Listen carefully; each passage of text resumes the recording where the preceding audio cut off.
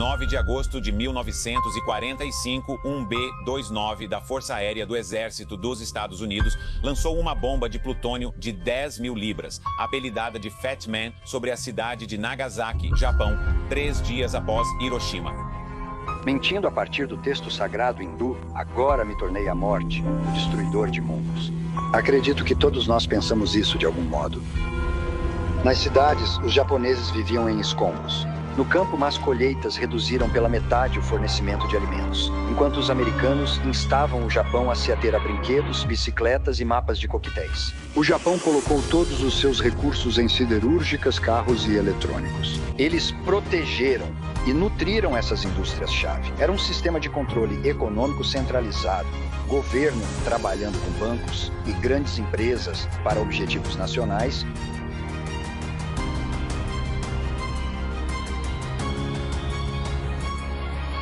Olá a todos! O Japão é uma das nações mais incríveis do século XXI. Embora muitos conheçam o Japão como um país desenvolvido e acelerado, poucos sabem que na década de 1940 o país enfrentava inúmeros obstáculos que o conduziam ao fracasso. Eles enfrentaram uma grande derrota na Segunda Guerra Mundial. Os bombardeios de Hiroshima e Nagasaki abalaram os japoneses, com escassos recursos naturais e a economia passando por um dos piores reveses da história. Mas, e em apenas 23 anos, algo louco aconteceu. E o mesmo país passou a ser a segunda maior economia do mundo, superando países gigantes como França, Grã-Bretanha e até a Rússia. E por causa desse incrível crescimento do Japão, hoje ele é conhecido como o milagre econômico do século XX. Como esse pequeno país se elevou das ruínas para ser a segunda maior economia do mundo? Como conseguiram isso com uma população pequena e escassos recursos naturais? Recursos, e mais importante, quais são as lições que a Índia precisa aprender com a extraordinária ascensão do Japão? Essa é uma história de 1945. Foi quando a Segunda Guerra Mundial terminou com uma derrota massiva dos japoneses para as potências aliadas. Se recordar, a Segunda Guerra Mundial para o Japão terminou com os terríveis bombardeios de Hiroshima e Nagasaki em 1945. Como pode imaginar, após os bombardeios e a derrota na guerra, o Japão estava completamente em ruínas. Forças militares desmanteladas, gerando desemprego para 3 crores de pessoas. Fábricas que supriam o exército com armas e bens tiveram perdas. O PIB per capita do país caiu 47% em comparação com o período pré-guerra e a produção industrial reduziu em 90%. Como resultado, havia fome, desnutrição e pobreza por todo o país. Porém, quando os Ewa ocuparam o Japão, habilitaram o governo a reformar a economia. Por isso, o Japão virou um instrumento de controle dos Ewa na Ásia. Portanto, ao chegarem, o Japão perdeu o direito de possuir um exército, sendo permitido apenas para a autodefesa. E essa foi uma das jogadas mais importantes que mudou a face da economia japonesa. A questão é, por quê? Se considerar a defesa em relação ao retorno do investimento, perceberá que o governo gasta 10 lakhs de rúpias anualmente por soldado para treinamento, pagamento e alimentação. Se 10 lakhs de rúpias forem investidos na educação de um engenheiro, este gerará renda ao governo pagando impostos. Ao multiplicar esse número por 10 lakhs de soldados e engenheiros, vemos um impacto de bilhões de dólares na economia do país. Não estou afirmando que os soldados são inúteis. Estou afirmando um fato fundamental de que os gastos militares, embora necessários, levam a um enorme ônus para a economia do país, especialmente em um país como o Japão durante o período pós-guerra. Os gastos militares do Japão foram tão reduzidos que representaram cerca de 1% do PIB total de 1960 a 2018. Agora, a pergunta que ouvimos é: o Japão estava em ruínas após a Segunda Guerra Mundial, certo? Então, como conseguiram empregos? Aqui, senhoras e senhores, os japoneses criaram o modelo Kiretsu. Esse sistema originou algumas das maiores empresas japonesas, como Nippon Steel, Toyota e Mitsubishi. A pergunta é, o que fazia esse sistema ser especial e como funcionava? Ao analisar a operação das empresas de automóveis na América nos anos 1960, é perceptível que uma grande companhia, como a General Motors, contava com muitos fornecedores, os quais tinham fabricantes que, consequentemente, possuíam fornecedores de matéria-prima. Essas empresas americanas operavam com contratos rigorosos e eficiência de custos. Por exemplo, um fornecedor de teto solar da General Motors teria seus próprios fornecedores de matéria-prima, como de vidro, parafusos e semicondutores. Eles teriam seus fornecedores, como de aço e silicone. Agora, a General Motors faria um acordo com a empresa de teto solar, onde eles assinam um contrato por 5 anos a um custo de $40 por teto solar. Agora, após 5 anos, se outro fornecedor B oferecer teto solar por um preço inferior, $35, sem pensar, esta empresa de teto solar será demitida e a próxima empresa será trazida. Se o preço do petróleo subir e o fornecedor de vidro para a empresa de teto solar decidir aumentar seu preço, fazendo o custo de fabricação do teto solar subir para $39, o que acontecerá? A empresa terá que vender para a General Motors por $40 com apenas $1 de lucro, o que é muito, muito ruim. Nesse caso, o contrato força o fornecedor a manter suas margens em apenas $1, então, de maneira alguma, a General Motors assumirá o ônus do fornecedor. Se a fábrica do fornecedor incendiar, a General Motors trocará para outro fornecedor. Então você vê, a empresa atua como uma entidade completamente diferente, não se envolve nas operações do fornecedor e não assume nenhum risco do fornecedor. Mas vocês sabem o que, pessoal? Os negócios do modelo Keiretsu japonês eram completamente o oposto disso. Neste caso, em primeiro lugar, todo o agrupamento de empresas, incluindo contratantes, subcontratantes, fabricantes e fornecedores, são apoiados por uma empresa central e um grande banco. Este grupo é o que forma o Keiretsu. Todas essas entidades possuem participação mútua nos negócios. Por exemplo, a Toyota pode ter 4% de participação no negócio do fornecedor. O fornecedor teria 0,25% de participação na Toyota. O fornecedor teria 1% de participação na empresa fabricante. O banco de apoio teria participação em todas as empresas. Ao invés de ter contratos de 5 anos como empresas americanas, a Toyota mantém uma relação sólida com seus fornecedores por 20 a 30 anos. E aqui está como eles funcionam lindamente juntos em comparação com as empresas americanas.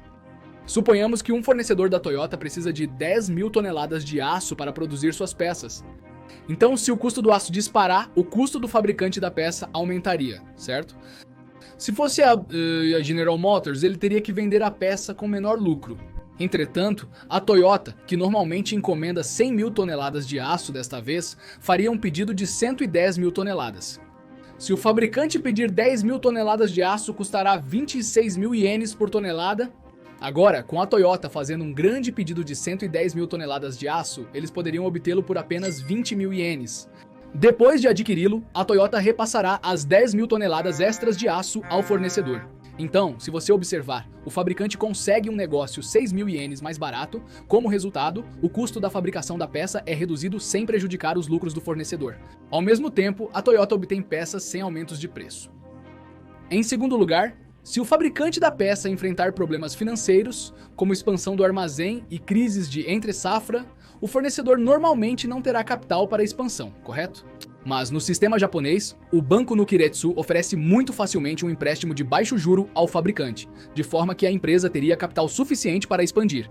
E, assim que o fluxo de caixa voltasse ao normal, eles poderiam pagar o empréstimo bancário. Assim, a expansão fica mais fácil, mesmo em crise de caixa. Em terceiro lugar, o aspecto mais surpreendente que descobri no modelo Keiretsu foi que essas empresas compartilham suas pesquisas, desenvolvimento e engenheiros no Keiretsu. E é aqui que o sistema Just-in-Time entrou como um divisor de águas. A Toyota investiu milhões para aprimorar a fabricação Just-in-Time. Para quem desconhece, na década de 1990, a produção de automóveis seguia o método Just-in-Case. Assim, se existirem 3 opções de cor para um carro, teríamos 500 carros vermelhos, 300 pretos e 200 brancos armazenados no depósito. Assim que pedisse que o carro seria entregue a você. No sistema Just-in-Time, apenas após o pedido de um carro preto, todas as peças são encomendadas, as máquinas iniciadas, o veículo é produzido e então pintado de preto. Dessa forma, o tempo de espera do cliente aumenta, mas ao mesmo tempo, reduz o custo de produção em grande medida.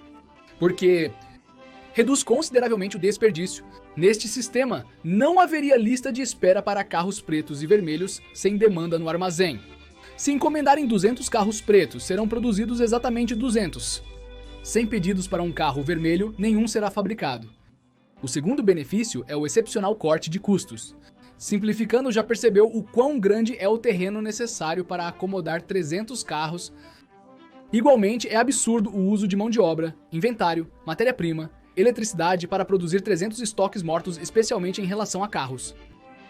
Ademais, se obteve um empréstimo para ampliar a produção, as taxas de juros anularão seus lucros. Então, no final das contas, o custo desse desperdício e juros adicionais é repassado aos clientes com o aumento do preço do produto.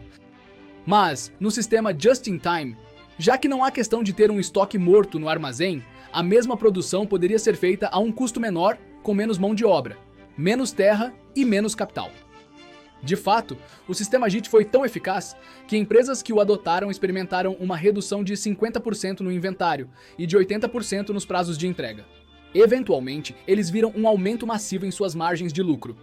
A partir de 1955, a produção da Toyota disparou, produzindo 22.786 carros em 1955, 46.417 em 1956 e 78.856 em 1957. Até 1965, atingiram um aumento produtivo de cerca de 2.000% com 477.643 unidades produzidas. Este foi o modelo genial que a Toyota desenvolveu, o que a tornou a maior fabricante de automóveis do mundo.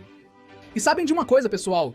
Depois de gastar milhões de dólares para aperfeiçoar este modelo, a Toyota enviou todo o projeto do Just in Time e seus próprios engenheiros para aplicar o mesmo modelo para seus fabricantes e fornecedores.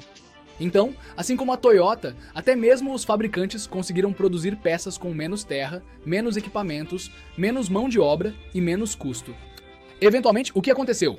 O custo para a Toyota diminuiu e, novamente, toda a cadeia de fornecimento da Toyota se beneficiou sem prejudicar os lucros do fabricante ou fornecedor. Da mesma forma, em caso de incêndio, bancos e outras empresas auxiliariam a cadeia de fornecimento a recuperar-se com empréstimos. E quando esse tipo de apoio incrível e recursos foram fornecidos pelas empresas Keiretsu umas às outras. Isso deu a eles 3 benefícios incríveis para progredir no mercado global. Primeiro, os fornecedores, por causa da segurança do contrato, investiram ousadamente em sua pesquisa e desenvolvimento, o que os tornou melhores tanto em custo quanto em eficiência, e, a cada ano que passava, eles se tornavam cada vez melhores que seus concorrentes estrangeiros. Devido aos lucros consistentes, empresas repassam seus lucros aos funcionários como benefícios. Aumento de salários e benefícios extras e, por último e mais importante, por causa do apoio unido. Com a coordenação e o compartilhamento de recursos, todas as entidades na cadeia de suprimentos lucraram. E, simultaneamente, em vez de focar em metas de curto prazo como redução de custos e contrato, eles se concentraram em construir os melhores produtos do mundo. E, como todos nós vimos, não é preciso dizer, empresas como Toyota, Sony e Nintendo dominam o Japão, mas o mundo inteiro. E a cereja do bolo, quando a América permitiu que o Japão vendesse produtos nos heliocriseiros, os japoneses se saíram tão bem que acabaram superando as melhores empresas do mundo em eletrônicos, automóveis e até mesmo na construção naval. Como resultado, por causa desses Keiretsus como Mitsubishi, Nissan e Toyota, milhões de pessoas conseguiram empregos, as exportações de produtos dispararam e o Japão começou a crescer tão rápido que se tornou a segunda maior economia do mundo em apenas 22 anos. E por último e mais importante, é o incrível espírito do povo japonês que teve um impacto extraordinário em sua economia. Resumindo, o governo japonês, assim como o governo indiano, ofereceu emprego vitalício com benefícios para que os trabalhadores se sentissem seguros. Porém, como todos notaram, enquanto os indianos se tornaram acomodados, tornando órgãos governamentais em empresas burocráticas e ineficientes, o povo japonês se esforçou ao máximo sem comprometer a qualidade, transformando empresas japonesas em organizações de classe mundial. Foi assim que, cortando seus gastos militares, construindo um incrível cluster de negócios com o modelo Keiretsu, compartilhando suas pesquisas e desenvolvimento uns com os outros, e com a incrível determinação e trabalho duro do povo japonês, o Japão se tornou um milagre econômico da Ásia. Eventualmente, ele se ergueu das cinzas para se tornar a segunda maior economia do mundo. Isso me conduz ao ponto crucial do episódio, e essas são as lições que nós, indianos, devemos aprender com a notória ascensão do Japão.